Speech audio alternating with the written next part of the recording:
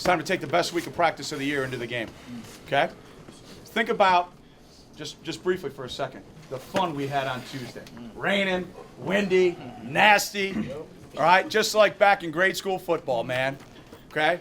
We're fundamentally ready, we're mentally ready, and we're physically ready, all right? And we got another warrior back in the crew. Frazier, where you at, man? Where you at, Frazier? Get up here, man. All right? Let's go. Joe's taking us out. But I've been waiting to get this Brahma bull ready to rock, all right? He's got his horn sharpened, and he's ready to go!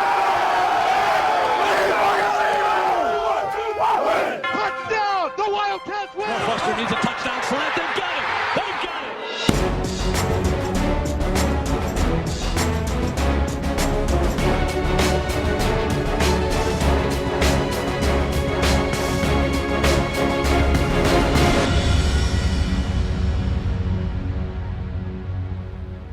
Hi, everybody. Welcome to another episode of the Pat Fitzgerald Show. I'm Dave Ennett. Another week, another big win for the Northwestern Wildcats, who opened Big Ten play here at Ryan Field Saturday against the Minnesota Golden Gophers. Let's get right to the action from that game with our Grossinger Auto Group first half highlights. The Northwestern Wildcats are on the air today from Ryan Field in Evanston. Big Ten football. It's the Northwestern Wildcats and the Golden Gophers of Minnesota. Now they'll bring a tight end in motion, and Leidner fakes the handoff, rolls left, wants to throw, being chased. Now he throws, almost intercepted, and it's incomplete. In and out of the arms of Matthew Harris. It is fourth down, Golden Gophers. Snap to Thorson. Here's the third down call. He floats the far side. Christian Jones makes the catch at the 35-yard line. He was wide open. Yeah, well, his job is to manage, put us in the right plays, and take care of the football, and then take, obviously, what the defense is going to give us. And, I thought he did a good job of that. 14-19 is a pretty darn good game. I just see him growing each week. I think he did a terrific job of taking care of the football and making good decisions with it. The tight end right, Thorson, shovel pass caught at the 30. Breaks a tackle, 25, it's Vitale along the near side of the 20 and thrown out of bounds. Inside the 20, down to the 15-yard line. A 19-yard pickup, Devondre Campbell shoves him out. Here's the snap, the placement, kick on the way. The kick is up, the kick is good. And the Wildcats grab the lead here in Evanston. Twins either way here for Minnesota. Snap to Leiter, gonna throw on fourth down, rushes on, throws over the middle, incomplete. Great pressure, all day. We had a handful of sacks, but we had really solid pressure all day. And that's kind of been the way things have been all season. We're getting positive pressure, maybe not seeing that in the sack total, but we're definitely seeing that in the production on third down, where we've been one of the best third down defenses in the conference. So as we continue to move forward, we've got to continue to get better in that area. Gophers 1 of 3 on third down. Play fake by Leidner. Wings the far side. Intercepted by the Wildcats. Matthew Harris dove in front of the intended receiver and picks it off. Yeah, great pick by Matthew. Terrific break on the ball. He had a great game. A lot of production. Almost had a couple of other picks. Now we got to expect double moves. When you play that aggressive, which I want our guys to be aggressive, you just have to have great eyes and understand how people are going to try to attack you when you play that aggressive and play that well. But I thought Matthew played one of his best games. Thomas lines up to the right of Leidner, and now they'll bring Smith around and hand it off to him, and Smith in the backfield, hit, and down he goes. Well behind the line of scrimmage, a loss of 4. Anthony Walker. Third and long is a great place to be as a defense, and to set a team behind schedule, on those early downs was going to be important, and especially with Minnesota trying to establish our identity of being, physical football team, running the ball down your throat. For us to be able to, start the drives off the right way by suffocating the run and making them one-dimensional really helped us. Miles Schuler at the 40-yard line of the Wildcats. Here's the snap, and here is the kick. And a spiral will be taken, returnable by Schuler from the 40. Started left, cuts back right to the 40, 45, 50. He's out to the 40, down the far side. One man to beat, to the 15, to the 10, and tripped up inside the 10-yard line by the punter, Peter Mortel. Well, their punter had the wind at their back, and we thought they might outkick their coverage a little bit. Miles was able to get himself started. We missed a couple of blocks there, but then as he kind of hits the first seam, now all of a sudden you can start to see the Tommy Vitales, the Joe Jones, and then Solo trying to get it there at the end. Great job schematically. Big play in the game. It was very similar to the Duke game. That punt return really was a big shot of momentum for our team. Clayton Thorson on first down and goal. Thorson will take it himself. Left side, lots of room. To the 5, to the end zone. Touchdown, Northwestern. Clayton Thorson. And the Wildcats extend the lead with 1:36 to go in the half. Still to come on the Pat Fitzgerald Show, we'll take a look back at Saturday's second half and hear from the players. And later, Matt Frazier joins us to talk about his battle to get back to the field this year. But first, a look at something special coming up for homecoming at Northwestern.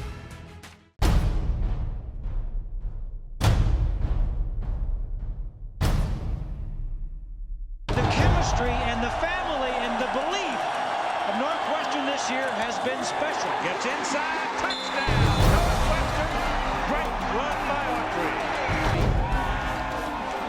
Over the middle complete, and welcome to the Bates Motel. Hit in the backfield by number 31, Pat Fitzgerald. They ran over one of the better offensive lines in the country. The Northwestern Wildcats have upset the Fighting Irish of Notre Dame.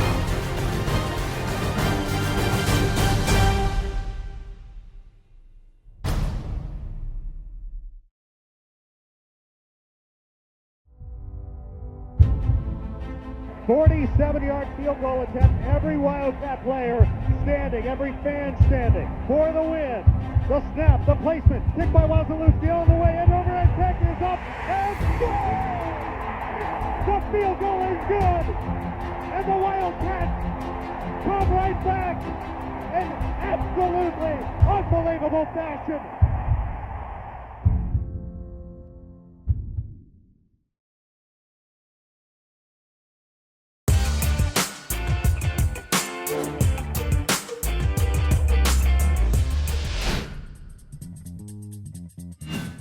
My favorite cartoon is easily Arthur. Who doesn't love Arthur? Well, I remember when I was a kid, I loved watching Tom and Jerry whenever I was sick, and it was on during school time, so I love Tom and Jerry. My favorite cartoon is Roadrunner. My favorite cartoon is Justice League because all throughout my childhood, I love Green Lantern, and I just love all the superheroes. It was a really awesome show. My favorite cartoon, I'd have to go with SpongeBob. My favorite cartoon is SpongeBob. Favorite cartoon, SpongeBob. Absolutely, not even close.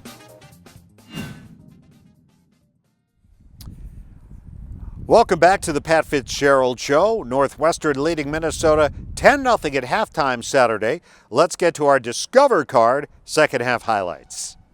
Great defensive performance. Now the Wildcats will have a chance to add to this lead as they'll get the ball first. And now they'll send a man in motion to the left. The snap to Thorson, looking left. Catch made at the 50. Warren Long makes the turn to the 45 along the near boundary. First down for the Wildcats on a gain of 9. First down.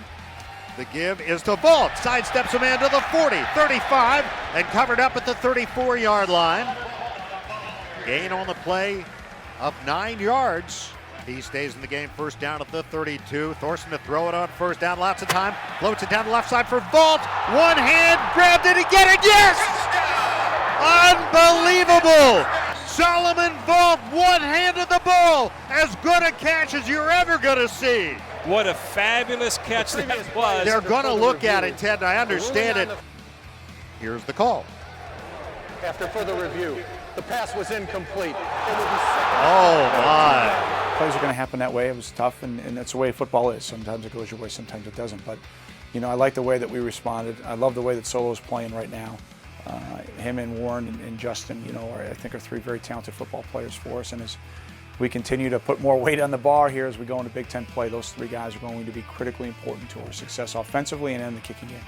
3 receivers to the left side. The snap to Thorson. Fourth down, rushes on, throwing, complete, first down. Well, it's what we talked about at halftime. Chewing the clock, putting together a great drive and putting points on the board. And the offense went out and executed really well. We obviously had the big play that, gets overturned. And I really like the way our guys responded. I think a less composed team sees that as such a negative that we go out and almost have that like a backpack of weights on our shoulders and, oh, that should have been a touchdown, should have been a touchdown. Instead, we went down, and I know we didn't get a touchdown, but we went down, got points on the board, and really great start to the second half. Their own 32-yard line, and this time Thorson, delayed handoff, and the running back bursting away, and that's Jackson, and Jackson to midfield to the 45-40. Great job up front. There were diagonal and vertical seams for Justin to hit, and then just him being him. Running the ball with positive forward pad level. Always moving the pile forward, and probably more importantly, taking care of the football. That was going to be important in a weathered game, taking care of the ball and winning the field position battle. But Justin only touching the ball 22 times, a little lighter load for him, which obviously we're pretty fortunate to get out with a win. He doesn't have to. Maybe be a part of 40-plus touch opportunities. 1 second to go. Thorson takes it himself. Touchdown! Clayton Thorson, his second today. He just followed his offensive line, which surged straight ahead. Snap to Leidner. Throwing from the end zone. Broken up, intercepted. No, incomplete. Nick Van Hoos. Jalen Prater, ended up with that ball in his arms, but they're ruling it out of bounds. Yeah, again, another great response by our defense. I didn't do a good job. I was watching the board to see if it was an interception by Jalen, and then they go fast on us. Then we come back a couple plays later, and Tyler punches that ball out. Something that we preach. We talk about having a turnover mentality defensively. To see a young guy like that, go punch the ball out. And then Anthony to have the awareness to scoop and score in that situation. You're off by yourself, go make a big play, and really, really happy for him. Walker picked it up for his second career touchdown. And the give will be to Smith, running right. Time running down, 3, 2, 1. He's taken down on 4th down. That's the final play of the game. And the Wildcats are 5-0. They win their Big Ten opener in lopsided fashion. So it's another shutout for the defense, marking the first time since 1965 the Wildcats have shut out 2 opponents in the same season. Clayton Thorson finishes 14 of 19, 128 yards with 2 total touchdowns. Justin Jackson records his 10th career 100-yard rushing day, and Anthony Walker headlines the defensive effort with a tackle for loss and fumble recovery for a touchdown. After the game, Godwin Igwebuike, the Wildcats, talked about their dominating performance. As always, that's what we expect as a defense. We knew it was a big game, opening up in the Big Ten. So obviously preparation was huge for us this week. Just getting out there, starting from Tuesday, going hard, getting in our playbooks, getting in film, going out there and just dominating. We've always done pretty well in non-conference play, but the season started today, in my opinion, and we made a statement, I think, to the whole Big Ten. But there's 7 games left, and right now it's just one step in the right direction. It's one more game next week. Nobody really tries to look too far forward past who we've got the next week, and we just try to win that week, really. There's always going to be something that comes up, and there's always going to be a tough opponent. We're in the Big Ten. Everybody's good. But we know we got to go out there and we got to fight, because every down, every game's going to be a dogfight. 4 months ago, he was in the hospital battling a staph infection. Saturday, Matt Frazier returned to the field. After the break, the senior joins us to talk about his long road back. Keep it here.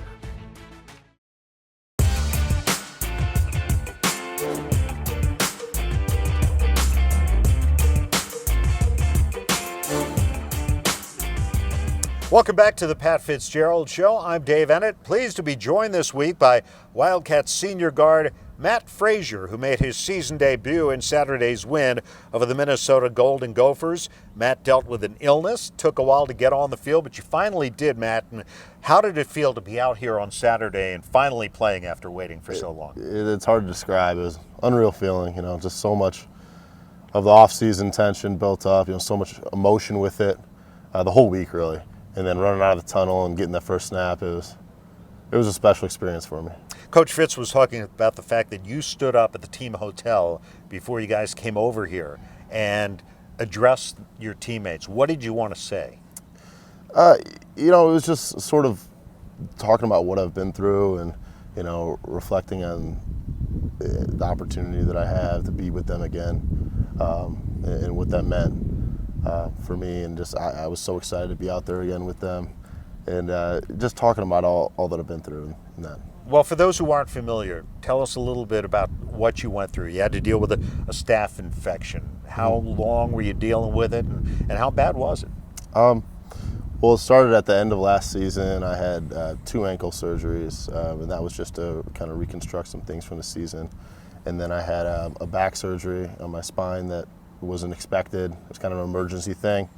And I started working back from that. I started getting in shape again, and I tore my pec, and that wasn't that big of a deal for me. But then I'd say probably about a month or a month and a half before the season, I just kind of woke up one morning and knew something was wrong and went to the hospital, went to the emergency room, and so I was hospitalized for 10 days total, a couple days in the ICU. I had a staph infection that was in my pelvis, and it went septic in my bloodstream, so it was scary. It had to be very scary for you. It had to be very scary for your family, too, yeah, right? It sure was. I mean, they were with me the whole way through, and I could tell my dad wasn't showing it on the outside, but when I looked at him, he was scared, and that scared me a little bit. But they were with me the whole way through, and I couldn't have done it without them. When did you finally get the green light to get back on the field? It was this past Monday. Yeah, so Monday I got cleared. The Monday before the Minnesota game. Correct, yeah. Practice Tuesday, practice Wednesday and Thursday, and got the opportunity to go out there Saturday and play. It was great. What did you do to kind of keep yourself or try to get yourself into football shape while you were recuperating still, so that it wasn't this sudden get out there and you haven't been practicing? Right. I was working with Coach Hooten and the strength staff for a couple weeks prior to that, running around out there while they were practicing, trying to get myself in shape. So it wouldn't be such a shock when I came back, and I think they did a great job. That's part of the reason that I was able to play so much on Saturday, more than they actually expected me to play. But it was because of Coach Hooten and his strength staff, the great job that they did. Well, a lot of guys in this offensive line have dealt with injuries this year and have gone down at various points, and yet they've really maintained a real nice cohesiveness. How do you describe the way the offensive line has played so far? I just think so many guys have stepped up. Guys go down, guys step up. It's just we've had so many guys play so far. I can't remember the number. It might be 9 or 10 guys that have started this year. But, just so many guys are ready to take the torch and run with it and step up and play when they need to. And I think we've done a great job with that. But it's going to be a tough challenge this week with Michigan. They have a great defensive line. But we're up for the challenge, and we're excited for it. Well, you've played against them before. You're going into the big house. You guys have played them now. This will be 4 years in a row you've played Michigan. You played them out there in an overtime game. What's the biggest challenge you faced going into that place? First off, the noise. That's the thing. So now we have to go on silent, which is a little bit more challenging for the offensive line and the whole offense. But just mainly staying focused in an aggressive environment. Staying focused on our jobs, being able to go 1-0 each play, each week. That's one of our biggest challenges. All right. Well, Matt, great to have you back. We're glad you're up and around and back in the lineup for the Wildcats, and good luck this week against the Michigan Wolves. Thank you very much. I appreciate it. That's Matt Frazier of the Wildcats. We will preview the game against Michigan coming up next.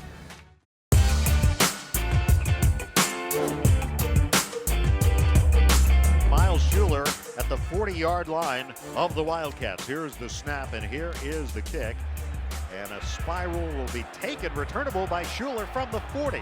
Started left, cuts back right to the 40, 45, 50.